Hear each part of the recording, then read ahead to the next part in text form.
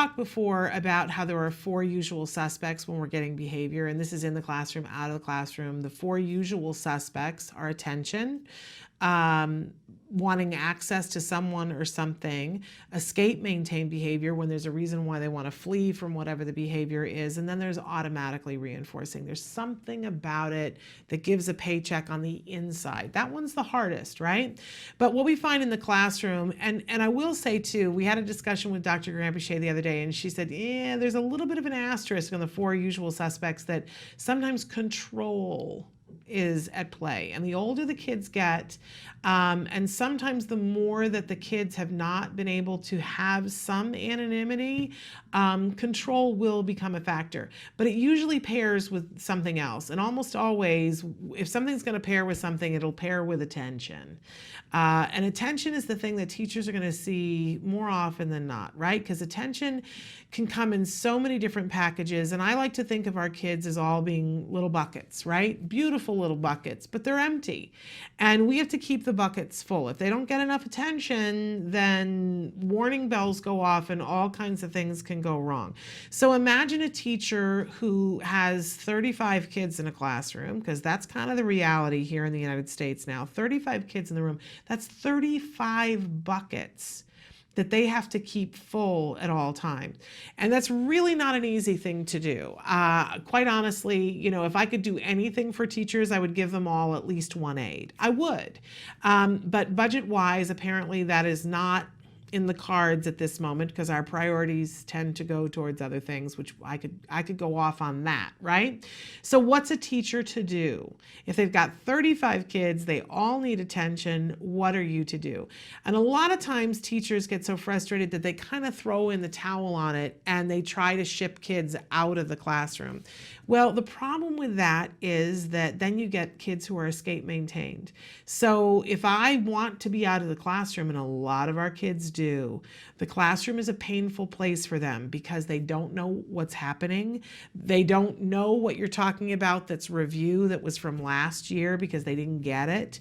There are kids that are looking at them and that makes them feel wrong or funny, or they just like to be outside. There are people who don't like to be inside, right? There are many reasons to want to escape a classroom. So if you start shipping people out when they misbehave and go, well, you need to go to the principal's office, you know, you can't ship everybody out. And what happens is the kids who are escape maintained go, so all I have to do is X, Y, and Z, and she's going to ship me out. And then those kids become new attention-seeking problems. So I don't advocate the shipping kids out unless there's violence or imminent violence. That, for me, as a teacher, is the criteria for shipping somebody out. If somebody's just being disruptive, sometimes it's worth your while to take a second and either, you know, take some data on it mentally. There are all kinds of ways that you can do that now that will help you to be able to do that. But just, you know, be mindful. Even if it's a little hash mark, you can make the columns beforehand, right?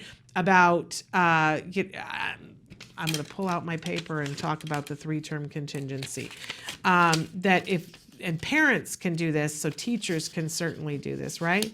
So you get a piece of paper and you fold it into 3, and you've got 3 little folds there. You don't even have to put the mark on the paper, and you've got your A, your B, and your C. And if it helps you, because you're a teacher, because you want to keep track of the time, you can segment this out line by line, and you can put 9 to 10 over in the other column. And you can, you know, make it smaller times if you need to, but you can put an hour at a time down the column. So A is the antecedent, it's what happened before. B is the behavior, C is the consequence. And really in the beginning, all you want to do is note the time and the behavior. So, and you can make extra columns in the behavior, that if you know that the kid, you know, shouts out, you can make a shout out column. You can make a column for bothering other people. And you can make a column for, let's say they spit, right? So you've got all 3 down that way too. So, you know, Bobby spits at 9:10, right? And I go over and I put a hash mark in the spit column under 9:10. Now, later on, I can go back and help myself out a whole lot, and I can say, okay, so if it happened at 9, 10, what was going on right before? And my memory may not be great, but I can write down, oh, we did music class before. Music was at 9:05. So I write there. And then I write what the consequence was. And sometimes the consequence is not just us, right? Bobby spit at 9:10, and Gilda, who was sitting 2 seats over, said, ew, right? So I would say attention from peers, right? To that. And maybe I said to, Billy or Bobby or whoever I said his name was, I said to him, please go wipe your hands. If I said something to him, it's part of the consequence.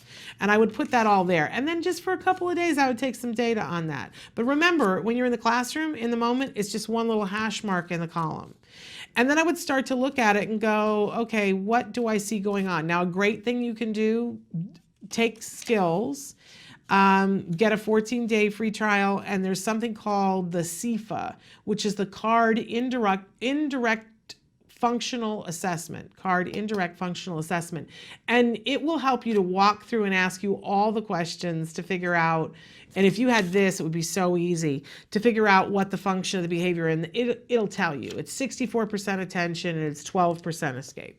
It'll just tell you, right?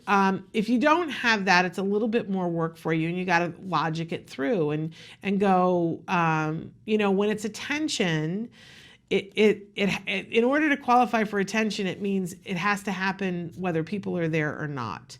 So, if the child is you find out later on that the child went in the bathroom and spit all over the sink and smeared it on the wall, well, that's not attention seeking. That's probably automatic reinforcing. There's something about the feel of it on their hands that they like because nobody was watching. But if it never happens when they, are by themselves, then it might happen. It might be that it's attention seeking. And when we have attention seeking behavior, it's hard in the classroom because what we want to do is not, whatever the fuel for the fire is, we want to not give it.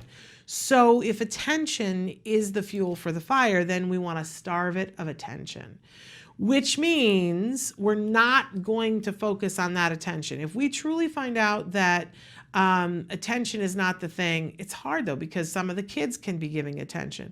The better thing for attention is to fill the bucket before it gets to the point where they have to do the behavior. So what we do typically is put the kid on an attention diet. And I know you think diet, I think diet, and we think deprivation, but the truth of the matter is the diet is what you get. And what we want to do is make sure that they're never out of attention, which means we're going to regularly find a way to give them attention, but not in the moment that they're doing the behavior. Everything else, but not in the behavior that we don't care for. So Billy spits, and what sometimes you do is you move Billy's desk up close to you, like really close next to your desk, so that the other kids can't see when he's spitting on the desk. And if he goes to spit, you go and stand on the other side of him, so you're not giving him any kind of attention and the other kids can't see him, right? And you will see an extinction burst where Billy will try other things. Billy will get out of his seat and he'll come around to see if he can spit and get your attention. And it's super important during an extinction burst that we don't give attention. You might have to redirect. You might have to move him back to his seat, but you would do it in a way that you didn't give a whole lot of attention to it. You wouldn't talk to him. You would just motor him over gently. We're not pushing anybody, but motor him over while you're talking to another child. So anyway, when we're talking about, the Civil War, as you're moving him back over to his desk, right? But the very next moment that he does something properly, like if you're motoring him and he goes to sit down and there's no spitting happening, then you can say, hey, you're doing good sitting in that chair. If he's still spitting, you would wait until the first available moment. You would go, Give him something that he can't be spitting, but that involves attention. So you might say something that you know that he wants to do, like you know that he loves to be the person who does something on the whiteboard. And so you would say, okay, my friends, I want to know who is it that would like to be next for the whiteboard. Please raise your left hand if you, and you know that the left hand is the one he likes to spit on, right? Please raise your left hand really nice and tall. I want to see who's doing good listening. Billy, oh my gosh, you're doing really good listening. Would you like to be the person to draw on the whiteboard right now? Yes, I would. And now you've given attention, and but because it wasn't for the spitting, because it was for holding his hand up nice and tall and sitting nicely, he's in good graces, and now he gets to do the thing. You gotta, on a regular basis, be giving him attention. It doesn't have to be earth-shattering. It can be eye contact and saying, I really like what you're doing there. Really proud of the work that you're doing today. Just keep putting stuff in the bucket, and you will find that you can do so much more of that if you're not having to deal with behaviors. If you can quiet the behaviors down, and there's a threshold over which you reach, and if you can get there, you'll find it's just so much easier to give out tons of attention to people and tons of praise to people. But you're going to have to go through that hard moment where some are still misbehaving and some are starting to get it, right? Just get to that point.